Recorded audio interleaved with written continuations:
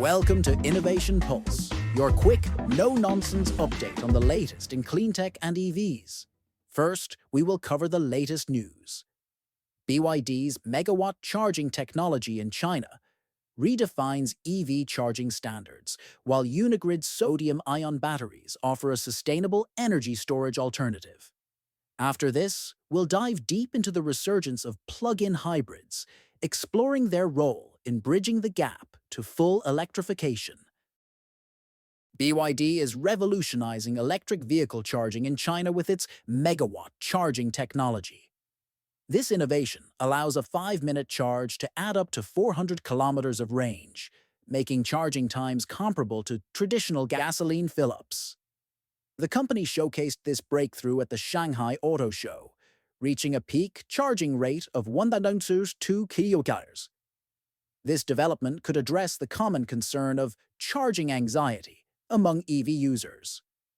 BYD's new platform and battery technology offer faster, safer, and more durable charging, aided by their vertically integrated production process. While the technology is currently limited to China, it sets a new standard in the EV industry, prompting other companies like Huawei and Zeekr to announce similar advancements. BYD's progress highlights China's commitment to leading the global EV market through innovation and government support.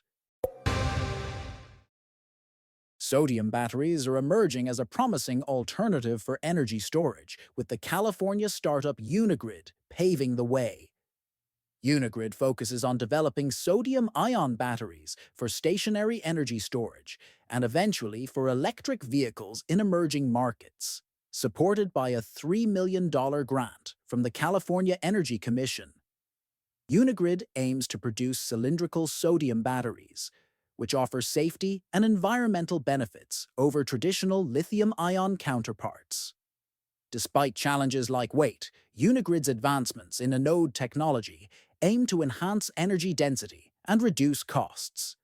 Sodium batteries could potentially offer a cost-effective and sustainable solution, with materials sourced domestically, easing supply chain issues.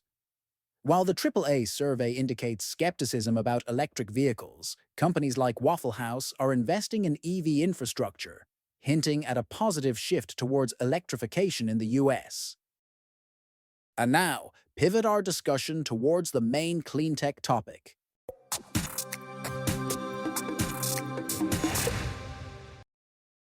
All right, everybody, welcome to another deep dive on Innovation Pulse.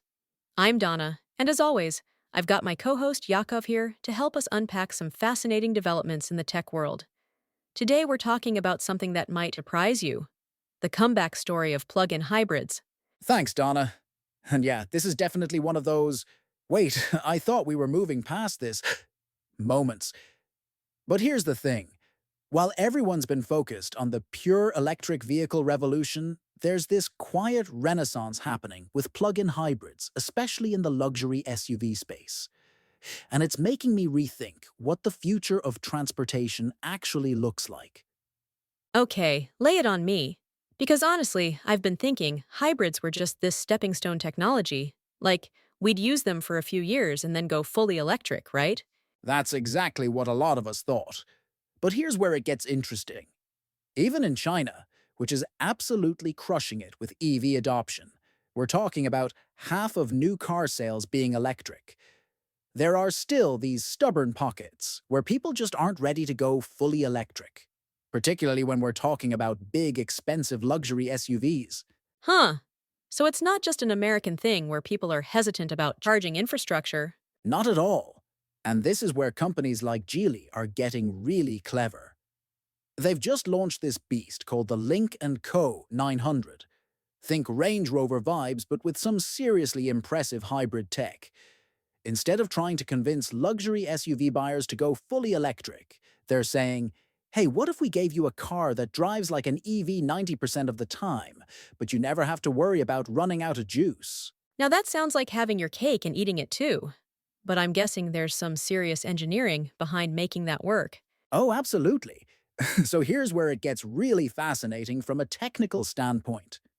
Most plug-in hybrids have these tiny batteries, maybe enough for 20 or 30 miles of electric driving, But this Lincoln Co. 900, it's packing a 52.38 kilowatt-hour battery. For context, that's bigger than what you'd find in some full electric vehicles. Whoa, okay.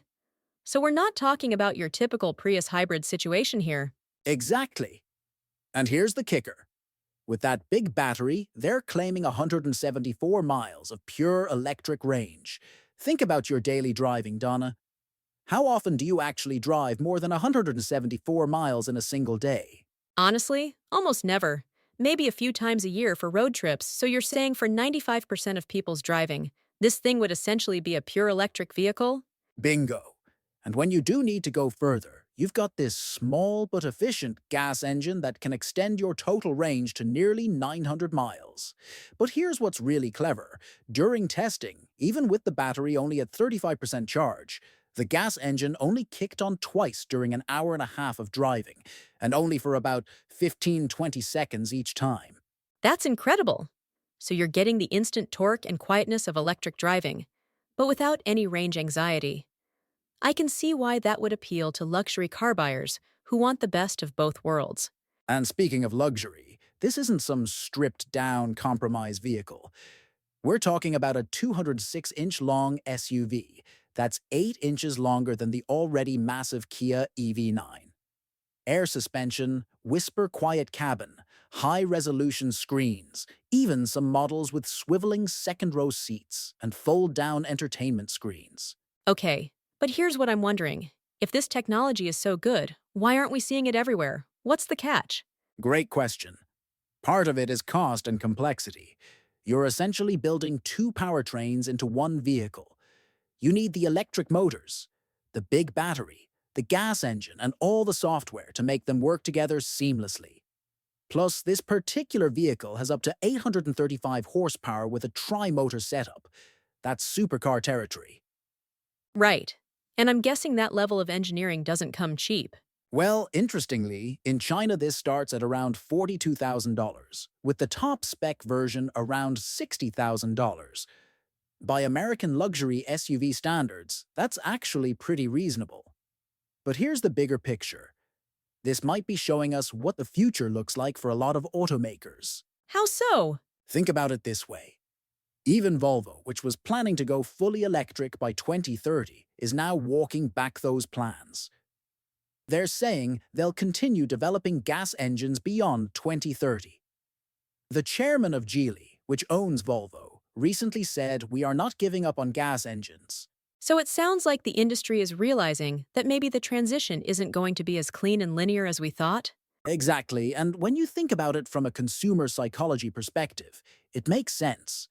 People want the benefits of electrification, the performance, the efficiency, the environmental benefits, but they also want the peace of mind that comes with knowing they can fill up at any gas station if needed. It's like having a safety net. You get to experience the future of driving, but you're not completely dependent on charging infrastructure that might not exist everywhere you want to go. Perfect analogy. And here's what's really interesting. This approach might actually accelerate the adoption of electric driving. If people get used to driving in electric mode 90% of the time, because it's smoother and quieter and more responsive, they might be more open to going fully electric for their next vehicle once the infrastructure catches up. That's a really good point. It's like training wheels for the electric future. But I'm curious, do you think this is just a temporary solution?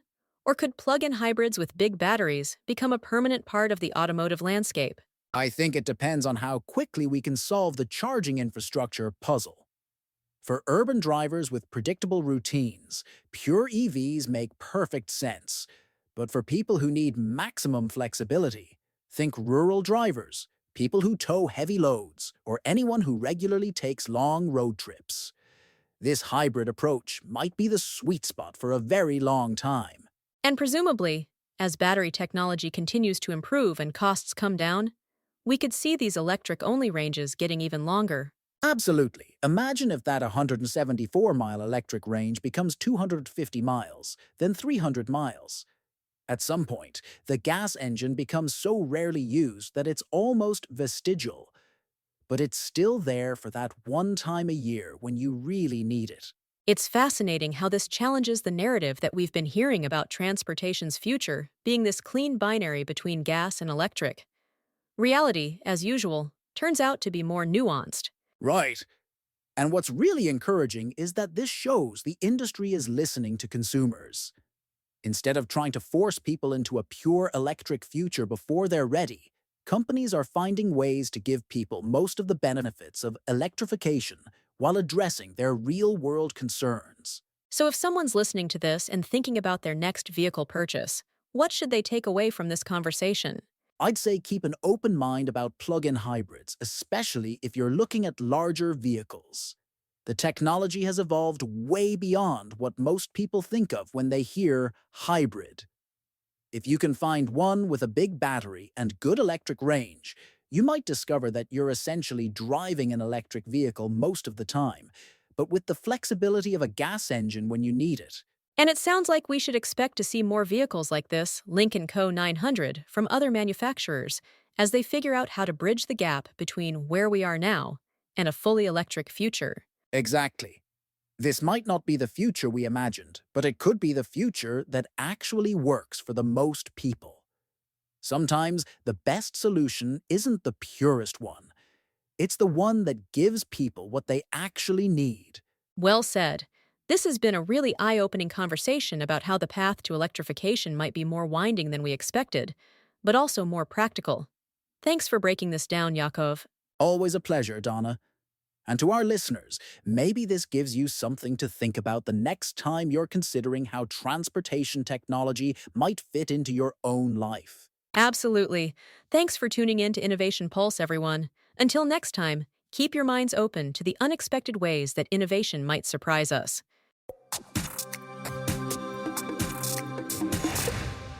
As we wrap up today's podcast, we've explored how BYD's megawatt charging technology is setting new standards in China's EV market, while sodium-ion batteries are emerging as a sustainable alternative, and discussed the growing popularity of plug-in hybrids like the Lincoln Co. 900 in the luxury SUV market as a transitional solution.